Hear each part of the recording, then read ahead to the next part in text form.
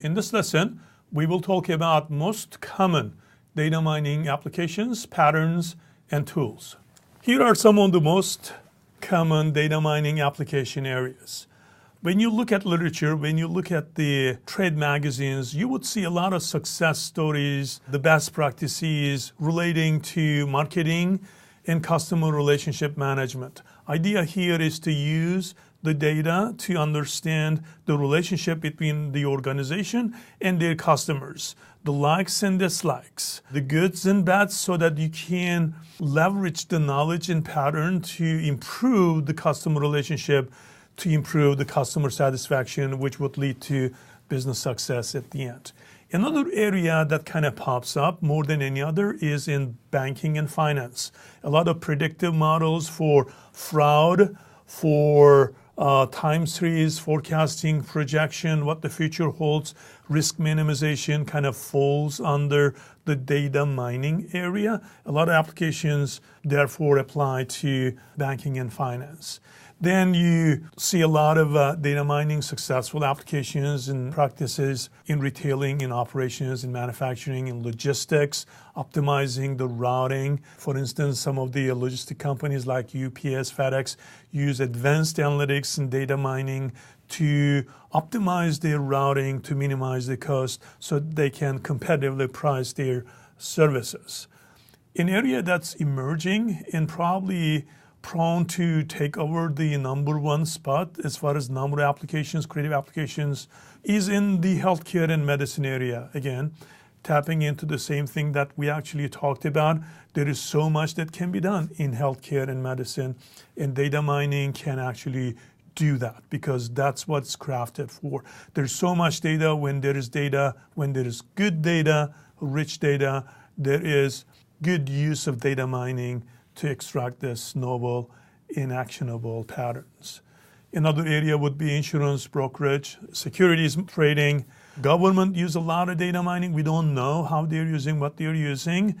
We hear rumors here and there, but they're probably using a lot of data mining, text mining, web mining for homeland security purposes. A lot of law enforcement agencies nowadays at the city and county level using data mining to figure out how to prevent crime by being proactive as opposed to being traditionally as they have been reactive. One area that's, again, emerging significantly because there's so much money in it that data mining can actually create additional margin is in entertainment, is in sports, is in travel area. So there's so many that's going on in those areas with respect to data mining applications. What are the common patterns in data mining? There are three main categories of patterns that are commonly associated with data mining. One is called the prediction. Prediction is looking at the future, figuring out what the future holds. Within prediction, those future estimates could be labeled as classification if you are looking to see a label outcome. For instance, if you are projecting whether or not it's going to rain tomorrow, yes, no, you're doing classification. If you're projecting whether or not a customer is going to leave your services to buy their products and services from your competitors, you are doing classification. The difference between classification and regression is that the target variable that you have in classification is a label. It could be yes, no, it could be ABC, it could be a limited number of labels that you're trying to predict. Versus regression, the output variable, the target variable, is a numerical value. If you're predicting, estimating what the maximum temperature is going to be tomorrow, you're doing regression type prediction. Again, going back to if you're estimating whether or not it's going to rain tomorrow, then you are doing classification type prediction.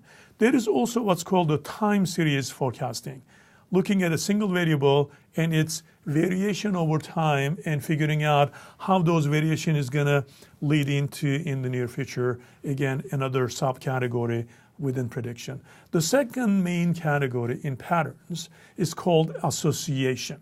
Association of things. It could be customers, it could be products, it could be events.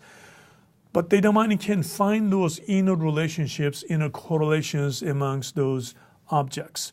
One subcategory is called affinity analysis, finding out different objects and events that kind of go together.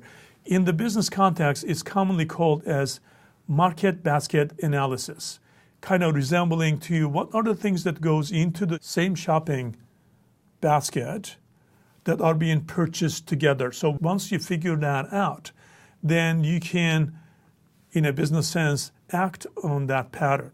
If people are buying beers and pretzels most of the time, then you can put them close by so you can enhance the customer convenience and satisfaction, or you can put them separate so that you can make the customer walk longer because they're going to buy both of them. So you might as well have them see more promotional products that you have on the sales floor, so that they might end up buying more than what they plan to buy. Or if you're putting one on sale, you may not need to put the second, because the one that's on sale will attract the customer. And then when they buy that, they will buy the one that goes with it without paying extra attention to whether or not that second product is in promo. So there's so many different ways that you can act on those patterns that comes out of affinity analysis, also called market basket analysis. The next category is called sequence analysis. Again, idea here is to figure out what are the sequential relationship between different purchase behaviors, or between events, or between different objects. For instance, you might, in a banking context, look at the historical data, and based on the characteristics and demographics of the customers that you have, to see when they actually go from a checking account into saving account, from saving account into an investment account, from investment account into perhaps a life insurance type of policies. And then that inner relationship and time between those events will give you enough knowledge to act on it, so that you can actually capture the business before your competitors do for that customer subpopulation. Another one is called the link analysis. Again, the resemblance here is that who are those people or events or objects that are linked to one another? A good example of that would be the social media, social network analysis. Who is communicating with whom, who's disseminating information. If you look at, for instance, Twitter, to see tweets, retweets, and people's and followers, then you can identify the hubs, the centralized communicators. So when you are to influence a group of people, you might want to target the ones that are the most influential. And then when they start talking, most everyone who are following those influential people would actually listen. So you can apply that to social as well as in business context. The next category is called clustering. The difference between clustering and classification is that in clustering, there is not a label. There is not a target variable to force the events, the customers, the samples into. So you have this collection of things. Let's assume they're customers, and you want to group them naturally based on their demographics and their purchase behaviors of the products that you're actually offering to them. So that's what's called the segmentation in business context, where you find the natural groupings of people who tend to behave the same. So if they do, then within the same group, if you identify one person buying a certain product, the chances of other people in that group buying the same product is quite large. So you can actually advertise and promote those products to other people within the same group and have higher success of selling them than randomly assigning them to anyone and everyone that you have in your mailing list. Another place where clustering is used is called the outlier analysis, also called the rare event identification. So sometimes you want to find this odd happenings, odd, uncommon behaviors. And the way that you do it is that you take data and then you cluster it, and then certain instances will not belong to any of the clusters. They're going to be outlier in this multidimensional data space that will tell you these instances has no resemblance to any of the clusters that I have in my data set. It could be customers, it could be events, it could be anything that you're actually mining against in your database.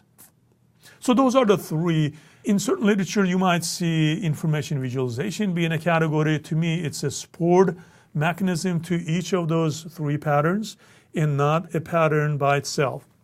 Here are some of the most popular data mining tools. I classified them as free open source tools on the left-hand side and commercial industrial tools on the right-hand side.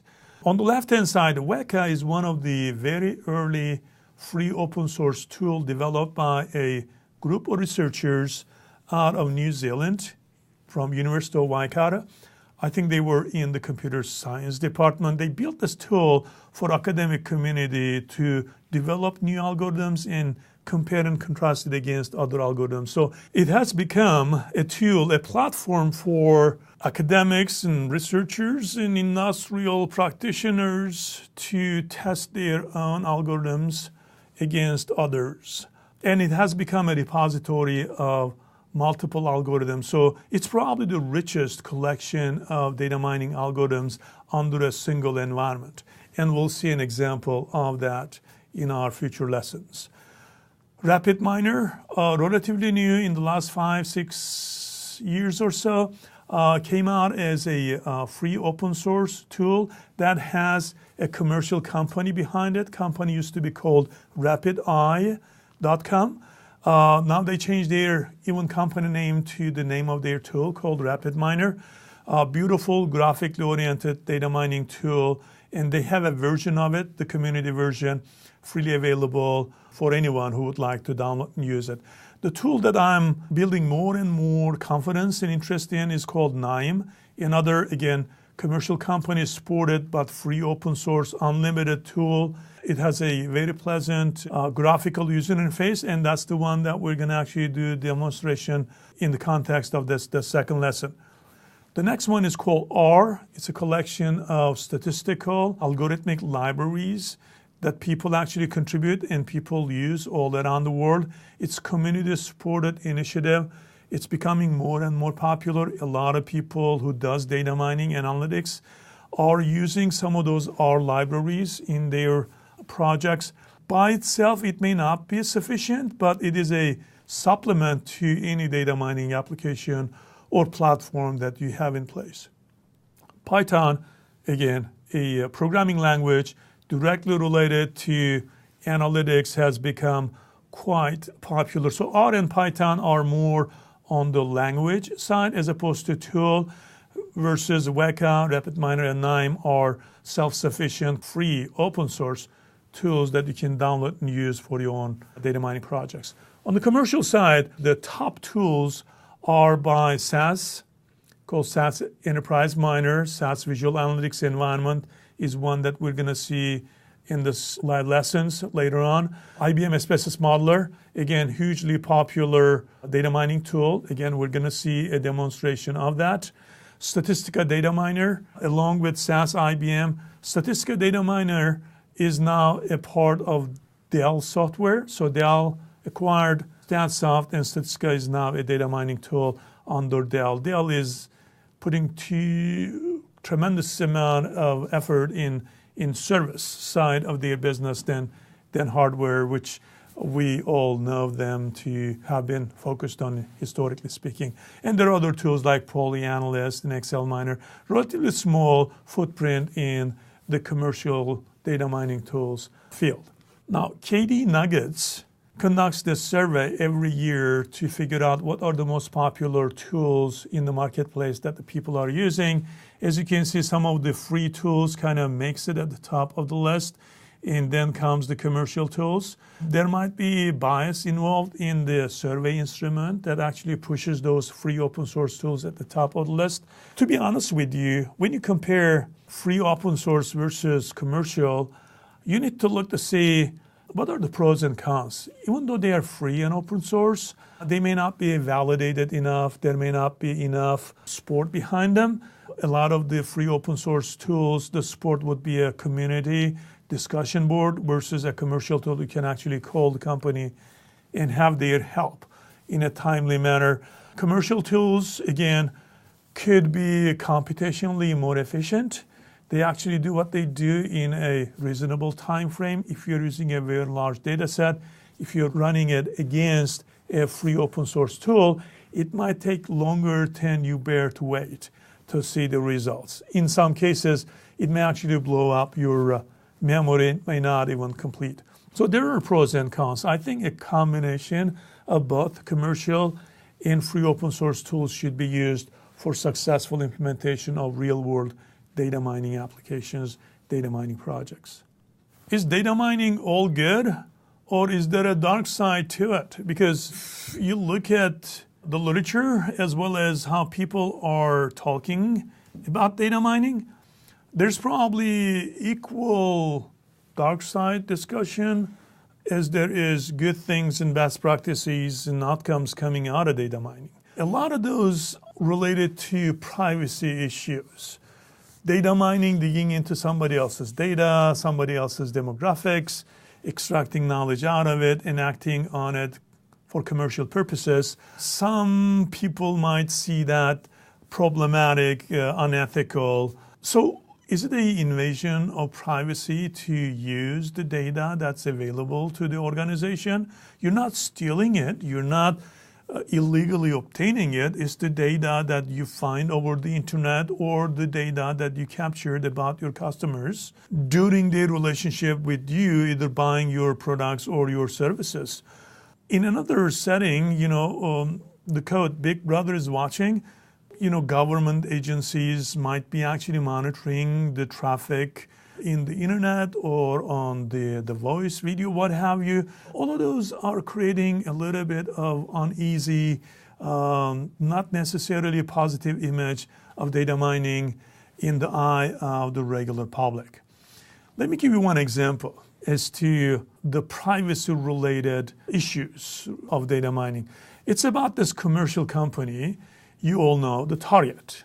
Target story starts like this. Target is sending this promotional advertising to an underage girl, and the promotional material had a lot of baby stuff, cribs and, a lot of baby-related items that Target would like to sell to this particular individual.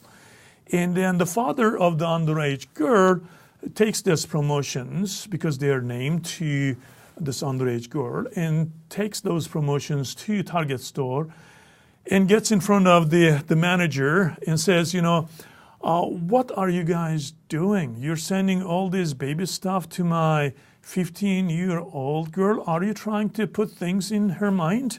And then manager apologizes, doesn't know why things are happening the way it's happening, but he promises father that he would investigate and get back to him. And then he does his own thing. That goes back home, and after a couple of days, he figures out that his daughter is pregnant. Okay, father did not know, but Target knew that she was pregnant. And because of her pregnancy, because of her purchase behavior at Target store, Target identified, characterized, and properly in the business sense, advertised things to this particular individual without looking at and maybe not even knowing that this particular target that they're sending the advertising to is an underage girl. So father calls the manager, and before manager actually explains the situation, father apologizes from the manager and says, I didn't know that my daughter was pregnant, and that's why you were sending these materials to her. Now, the idea here is that an ethical behavior to dig out the special circumstances, special events, special episodes in the life of individuals and then tie those into your business transactions for profitability purposes? Some might argue it's unethical, but in the world of business, business is business. You need to find those patterns, right? You need to figure out how you can make the most out of them without exceeding the threshold in ethical behavior side, right? What they did is not illegal. Probably it's not unethical, but the way that they did it may not have been properly crafted, designed, and executed. Maybe they should have included those promotional materials along with, say, other things like lawnmowers and kitchen appliances, and boom, 1 or 2 pages about pregnancy and baby related advertising. So you kind of camouflage the advertising within other advertising so that it would go together and not draw a lot of unethical connotation and reaction. Do other companies do it? Absolutely. Every single company, when they have the means to do it, they will learn anything and everything about their customers, existing customers, their potential customers, their past customers, and then figure out how they can use it for their own business purposes. And then they do it in such a way that we don't know how they do what they do, right? Most companies, billions of dollars of companies like Facebook and Twitter and Google, they collect a lot of data and they figure things out in that data about you, and then they share that data with other companies for profit, so that other companies can target you for their products and for their services. That's the only way that they actually can make their business thrive, and that's what they're doing, and being very successful at what they're doing. So again, is it a privacy issue? It probably is. Are they doing it? Absolutely. So as consumers, what do we need to do? Well, you need to put as little of information online as possible so that what they do would be limited to what they should be doing and nothing more. Here are some of the resources where the material is coming from. Most of the material comes from the Real World Data Mining book, but quite a bit of material that I cover in this live lesson also comes from our book called Advanced Data Mining Techniques.